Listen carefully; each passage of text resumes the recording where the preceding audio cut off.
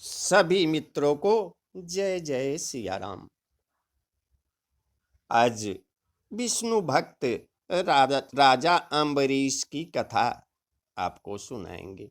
गोस्वामी तुलसीदास जी रामचरितमानस में लिखे हुए हैं कि जो अपराध भगत कर करई, राम रोष पावक सो जरई, लो कहु वेद विदित इतिहासा, यह महिमा जानहि दुर्वासा।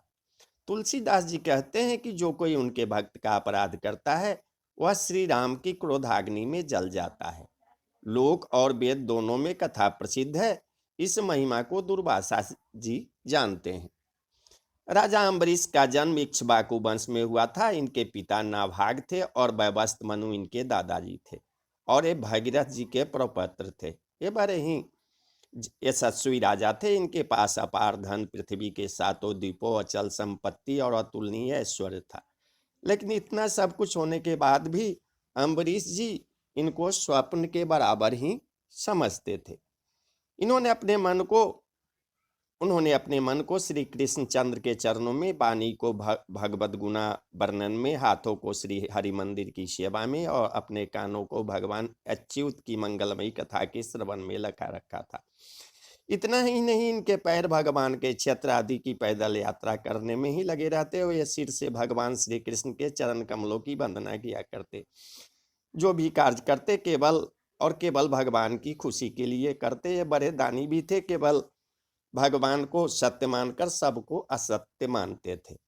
भगवान ने इनके प्रेम से खुश होकर अपने सुदर्शन चक्र को इनके लिए नियुक्त कर दिया था, जो इनकी सदैव रक्षा करता था। एक बार उन्होंने अपने पत्नी के साथ भगवान श्री कृष्ण की आराधना करने के लिए 1 वर्ष तक द्वादशी प्रधान एकादशी व्रत करने का नियम ग्रहण किया। व्रत की समाप्ति होने पर कार्तिक महीने में उन्होंने 3 रात का उपवास किया और एक दिन यमुना जी में स्नान करके मधुबन में भगवान श्री कृष्ण की पूजा की। इन्होंने पहले ब्राह्मणों को भोजन कराया और उसके बाद सुंदर सुंदर दुधारू और बछड़े वाली गैया दान में दी। जब ब्राह्मणों को सब कुछ मिल चुका और वे जाने लगे, उसी समय दुर्वासा जी भी उनके यहाँ अतिथि के रूप में पधारे। राजा अम्बरीश और दुर्वासा ऋषि, राजा अम्बरीश उन्हें देखते ही उठकर खड़े हो गए और दुर्वासा जी की पूजा की और उनके चरणों में प्रणाम करके अम्बरीश ने भोजन के लिए प्रार्थना की। दुर्वासा जी ने अम्बरीश की प्रार्थना स्वीकार कर ली और इसके बाद आवश्यक कर्मों से निवृत्त होने के लिए वे नदी के तट पर चले गए। ब्रह्म का ध्यान करते हुए यमुना के पवित्र जल में स्नान करने लगे। इधर द्वादशी केवल घड़ी भर शेष रह गई। धर्मज्ञ अम्बरीश ने धर्म संकट में पड़कर ब्राह्मणों के साथ परमार्थ किया। उन्होंने कहा, ब्राह्मण देवताओं, ब्राह्मणों को बिना भोजन कराए स्वयं खा लेना और द्वादशी रहते पारण न करना दोनों ही में दोष है। इसलिए आप ऐसा उपाय बताइए जिसमें मेरी भलाई हो और मुझे पाप न लगे। तब ब्राह्मणों ने कहा कि जल पी लेना भोजन करना भी है, नहीं भी करना है, ऐसे श्रुतियों में ऐसा कहा गया है। अम्बरीश जी ने मन ही मन भगवान का चिंतन करते हुए जल पी लिया और वे दुर्वासा जी की आने की बाट देखने लगे।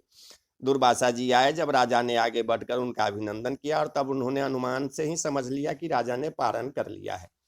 अब दुर्वासा जी को क्रोध आ गया। इन्होंने कहा कि इसने अतिथि सत्कार करने के लिए मुझे निमंत्रण भी दिया, किंतु फिर भी मुझे बिना खिलाए ही खा लिया। उन्होंने अपनी एक जटा उखाड़ी और उससे अम्बरीश को मार डालने के लिए कृत्या उत्पन्न की। वह आग के समान जलती हुई हाथ में तलवार लेकर राजा अम्बरीश पर टूट पड़ी। उस समय उसके पैरों की धमक से पृथ्वी कांप रही थी। लेकिन उस समय राजा अम्बरीश बिल्कुल भी नहीं डरे और जैसे खड़े थे वैसे ही खड़े रहे, मानो कुछ हुआ ही नहीं। भगवान ने पहले ही सुदर्शन चक्र को इनकी रक्षा के लिए लगा रखा था। सुदर्शन चक्र ने दुर्वासा जी की कृत्या को जलाकर राख का ढेर कर दिया और फिर भगवान का चक्र दुर्वासा के पीछे पीछे दौड़ने लगा। जब दुर्वासा जी ने देखा कि चक्र तो मेरे पीछे लग गया है, तब सुमेरु पर्वत की गुफा में प्रवेश करने के लिए वे उसी ओर दौड़े। दुर्वासा जी दिशा, आकाश, पृथ्वी, अतल वितल आदि नीचों के लोक, समुद्र, लोकपाल और उनके द्वारा सुरक्षित लोक एवं स्वर्ग तक गए, परंतु जहां जहां वे गए वही वही उन्होंने असह तेज वाले सुदर्शन चक्र को अपने पीछे लगा देखा। जब उन्हें कहीं भी कोई रक्षक न मिला तो और भी वे डर गए। अंत में हारकर ब्रह्मा जी के पास गए और बोले, ब्रह्मा जी, भगवान के इस तेजोमय चक्र से मेरी रक्षा कीजिए। ब्रह्मा जी ने कहा कि मैं आपकी कोई सहायता नहीं कर सकता, आप भोलेनाथ की शरण में जाइए। फिर दुर्वासा जी भगवान शंकर की शरण में गए, लेकिन भोलेनाथ ने भी कहा मैं आपकी रक्षा नहीं कर सकता हूँ, आप विष्णु जी की शरण में जाइए। दुर्वासा जी भागकर विष्णु जी के पास क्षीर सागर में गए और भगवान से कहा कि आप अपने इस सुदर्शन चक्र से मेरी रक्षा कीजिए। भगवान विष्णु ने कहा कि मैं सर्वथा भक्तों के अधीन हूँ, मुझ में तनिक भी स्वतंत्रता नहीं है। मेरे सीधे साधे सरल भक्तों ने मेरे हृदय को अपने हाथ में कर रखा है। आप राजा अम्बरीश के पास जाइए और उनसे क्षमा मांगिए, तब आपको शांति मिलेगी। ऐसा सुनकर दुर्वासा लौटकर राजा अम्बरीश के पास आए और वह अत्यंत दुखी होकर राजा के पैर पकड़ लिए। दुर्वासा जी की यह दशा देखकर उन्हें दया आ गई और उन्होंने सुदर्शन चक्र को शांत करवाने के लिए स्तुति की और कहे कि हे विश्व के रक्षक, आप रणभूमि में सबका प्रहार सह लेते हैं, आपका कोई कुछ नहीं बिगाड़ सकता।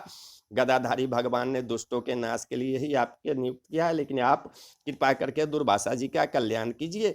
हमारे ऊपर यह आपका महान अनुग्रह होगा। यदि मैंने कुछ भी दान किया हो, यज्ञ किया हो अथवा अपने धर्म का पालन किया हो, यदि हमारे वंश के लोग ब्राह्मणों को ही अपना आराध्य देव समझते हो, तो दुर्वासा जी की जलन मिट जाए। उनकी प्रार्थना से चक्र शांत हो गया। जब दुर्वासा जी चक्र की आग से मुक्त हो गए, उनका चित्त स्वस्थ हो गया, तब वे राजा अम्बरीश को उत्तम आशीर्वाद देते हुए उनकी प्रशंसा करने लगे। दुर्वासा जी ने कहा, आप धन्य है, आज मैंने भगवान के प्रेमी भक्तों का महत्व देखा। मैंने आपका अपराध किया है, फिर भी आप मेरे लिए मंगल कामना ही कर रहे हैं। आपने मेरे अपराध को भुलाकर मेरे प्राणों की रक्षा की। जब से दुर्वासा जी भागे थे, तब से अब तक राजा अम्बरीश ने भोजन नहीं किया था। वे उनके लौटने की बाट देख रहे थे। अब उन्होंने दुर्वासा जी के चरण पकड़ लिए और उन्हें विधि पूर्वक भोजन कराया। जब दुर्वासा जी भोजन करके तृप्त हो गए, अब उन्होंने आदर से कहा, राजन अब आप भी भोजन कीजिए। अम्बरीश, आप भगवान के परम प्रेमी भक्त हैं, आपके आतिथ्य से मैं अत्यंत प्रसन्न और अनुग्रहित हो गया हूँ। स्वर्ग की देवांगनाएं बार बार आपके इस उज्जवल चरित्र का गान करेगी, पृथ्वी भी आपकी पुण्यमयी कीर्ति का संकीर्तन करती रहेगी। दुर्वासा जी ने बहुत ही संतुष्ट होकर राजा अम्बरीश के गुणों की प्रशंसा की और उसके बाद उनसे अनुमति लेकर आकाश मार्ग से उन ब्रह्मलोक की यात्रा की, जो केवल निष्काम कर्म से ही प्राप्त होता है। जब सुदर्शन चक्र से भयभीत होकर दुर्वासा जी भागे थे, तब से लेकर वापिस आने तक 1 वर्ष का समय बीत गया।